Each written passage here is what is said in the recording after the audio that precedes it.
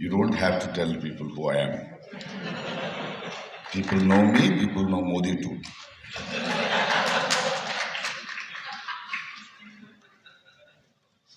सुना मैंने. I heard everybody is speaking. The lawyers, the judges, the officers. सबको सब पता है.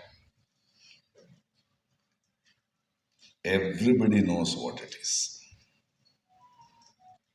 Everybody knows why they are in jail. Because this government fears them, डरते हैं इनसे. They are in jail because they are our future leaders.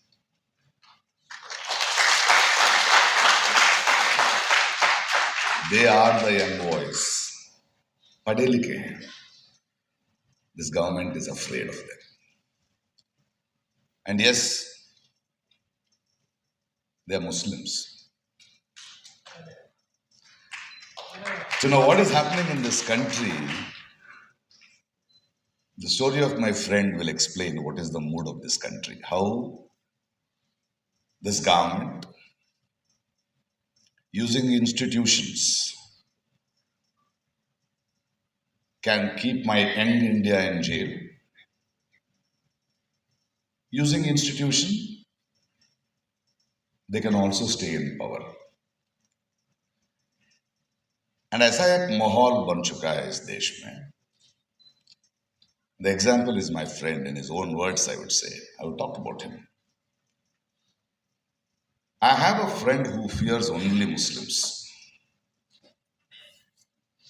He fears only Muslims. But he loves Shah Rukh Khan, Salman Khan, Amir Khan. He worships them. He loves Zinat Aman, Wahida Rahman. He loves to see them in black and white frames. He loves them, his dream girls. But he fears only Muslims. When he's very sad, he will listen to Muhammad Rafi. When he wants to express love, he has Faisal Shairi. He is not afraid of any of them, but he fears only Muslims. Don't take me wrong, he loved every one of his heroes, but he was the victim of WhatsApp University.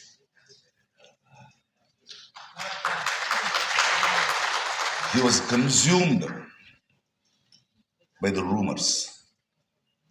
So he is afraid now. He fears getting into a Muslim community or making a Muslim a friend. This is what this government has achieved. Court में चल रहा है. Court में भी सबको सब पता है. Both the parties know the truth. You know what is the trial that should happen? The trial should be the conscience of the judges should happen today. That will not happen with these guys. Because in a country, I was when Pansare, Dabolkar, Kalburgi, and my Gauri were killed. An SIT was formed in Karnataka. They caught the culprits. They got the Hindi नहीं आता यार क्या करूं.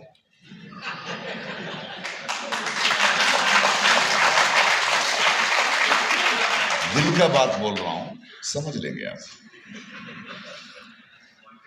So they have caught them. And I saw the killer. I went and met the killer who pulled the trigger on Gauri. But the case was going on, the trial was going on, and I asked the chief who was there, and I said, "What's wrong?" He said, "Yeah, the water is in the dam." Then why are they not being punished? But it depends on who will open the dam. No? And he said they'll walk free in few years, and within 5 years, they have walked free, and in this country, they garland them.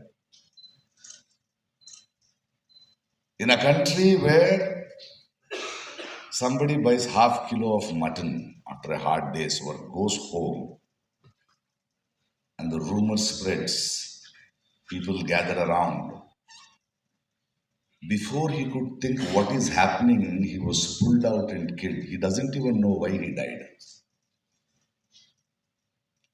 This is what this is not rules. This is not about justice. This is not about laws. This is not about conspiracies by these people. It is a narrative they are building in this country, which they want it to be a new normal.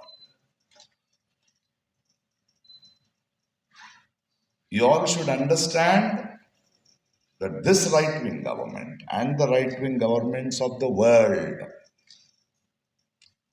wants us to watch a genocide.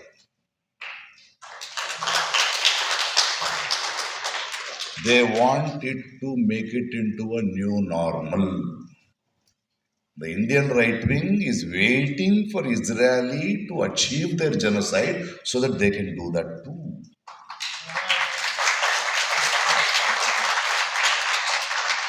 If we don't stand up,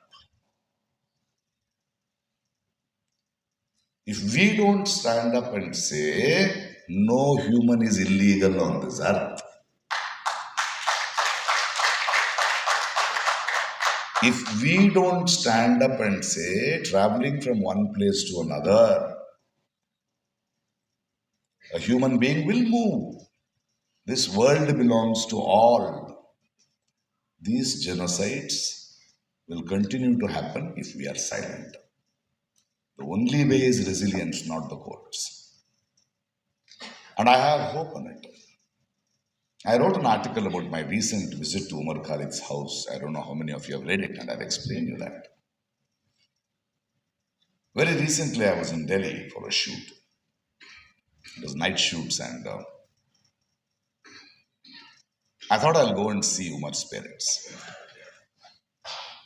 The whole lot of different political parties, friends, MPs, and all were in Delhi for the Waqf rule, whatever was happening.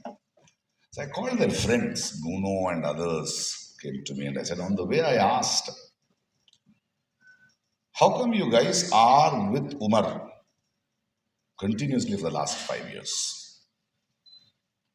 The answer they gave gives me hope. They said they had met one fellow who was in Tihar jail for many years. So once Umar was in, they went and met him and said, tell us how the jail is. And he said, why do you want to know? He said, one of our friends. He said, in 3 months, 4 months, you will go weak, don't worry. But they persisted, no, please tell us, why are you saying this? And he said, see, in 3 or 4 months or 5 months, even you will get tired because you have other things to do in life. You may stop visiting him. And one visit not meeting him at that moment may not matter to you or matter to him, but that moment he'll start breaking.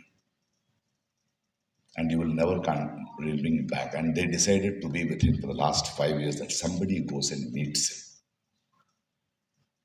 Why these people are kept here? Why are they frustrating us? Is they want to break us.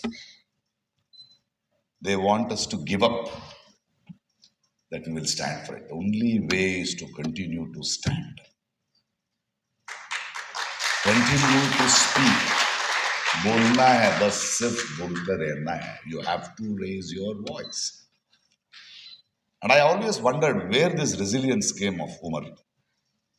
I went to his house and his dad had gone out for some meeting and he came back and he made chai. And I remember one of my friend was saying that, Baba Umar jail se aate hi Prakash Raj ke saath bhej do South India mein, he'll be very comfortable. His father said, मेरा बेटा south India कहाँ जाएगा, उसका लड़ाई तो दिल्ली में है, यही करेगा लड़ाई. This is the resilience this government will be afraid of. The only way, my friends, is because it is a conspiracy, it is a design. This is how a darpok jo log hai, people who fear us, who fear resilience, who fear questioning, will continue. They have got the system in their hand. And the only way is raising our voice continuously. That's the only way. And as an artist, they keep asking me, why do you speak? I tell them that if what I speak against a system, against this right wing, against this inhuman government is politics, then I'll continue to do my politics. I'm an artist, I'm not a politician. I'm an artist. I remember a Palestinian poem, which I keep saying it on different platforms now. And a Palestinian poet was asked, why do you write politics? Why do you write about war? He says,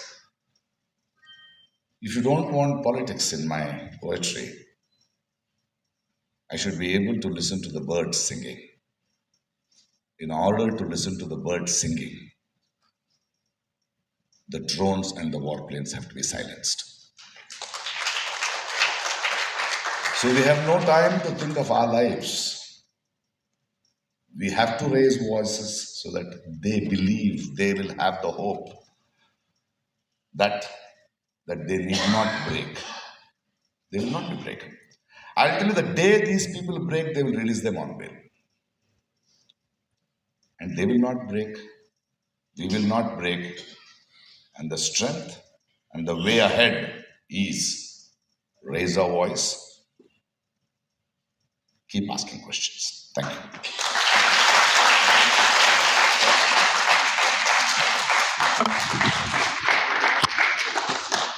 That concludes the program.